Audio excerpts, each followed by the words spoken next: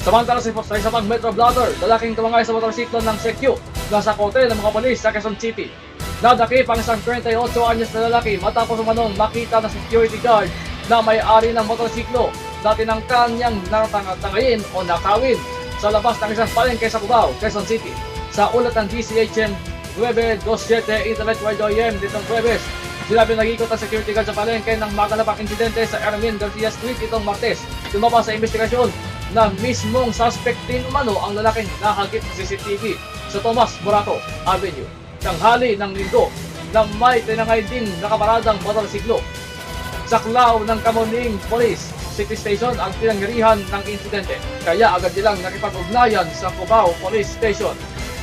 Reklamong paglabag sa New Anti-Carnapping Act at paglabag sa Comprehensive Firearms and Ammunition Regulation Act ang kakaharapin ng suspect. May dagdag reklamo pa siyang nakakaharapin dahil sa naunang ninakaw ng motorsiklo sa Tomas Morato.